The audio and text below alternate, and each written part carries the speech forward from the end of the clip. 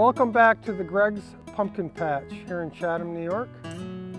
The last time I saw you, we demonstrated how we started a pumpkin plant, a giant Atlantic pumpkin from seed. And once it germinated and it was of size to plant in the garden, we showed you how to plant them in the garden and the various aspects of maintaining the plant at an early stage.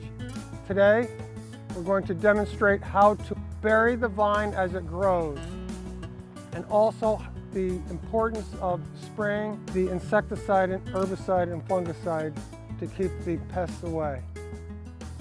So the first thing what I want to do is show you the plant and how the plant has grown approximately 2 foot from its base, and we're going to try to create a Christmas tree design. So the first thing I'm going to do is, if you look at the bottom, you're going to see the roots starting to grow. So that we want to bury that root. So we're going to dig a trench, and we're going to lay the root in the trench gently. Then we're going to take the soil and backfill around the root, not burying the leaves, just the vine. You're going to maintain 6 inches to a foot of the plant at the point so that it continue to grow outward.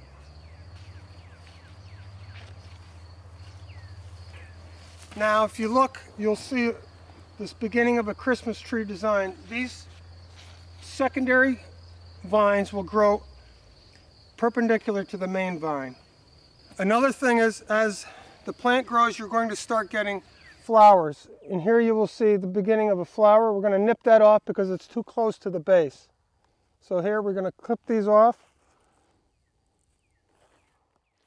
So each night you need to inspect the plant, and during the growing season the main vine will grow anywhere from 2 to 3 feet. So each night you're going to have to plant or bury the vine.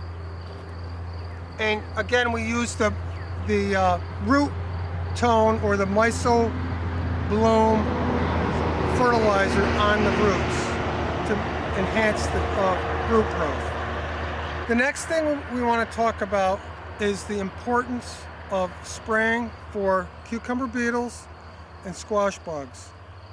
You can do everything right, but without spraying properly for these pests, they will destroy the plant in a matter of days.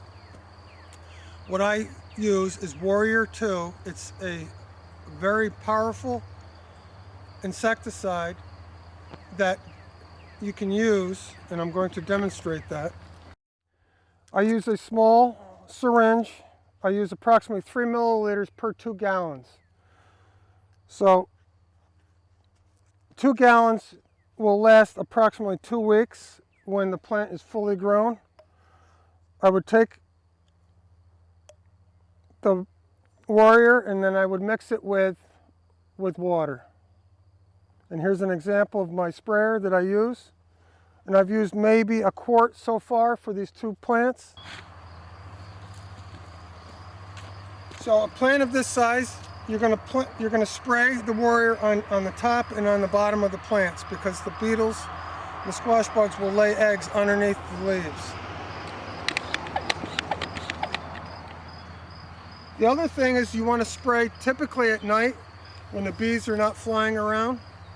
And before you spray, you want to clip most of your, if not all of your flowers. If you're at the point of setting flowers, you want to try to avoid spraying when the bees are flying around, taking the pollen and nectar out of the flowers. And you want to, again, try to get underneath the leaves to kill any of the eggs.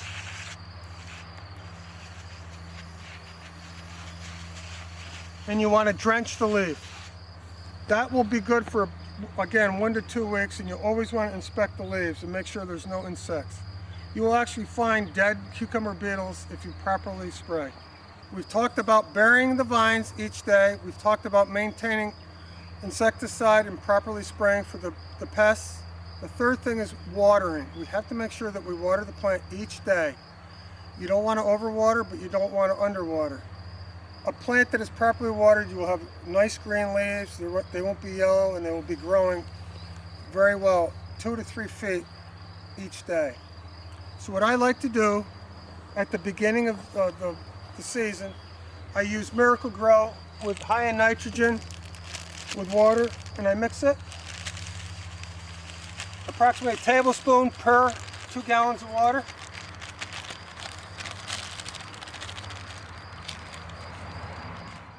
And then I water the entire plant, including the buried vine.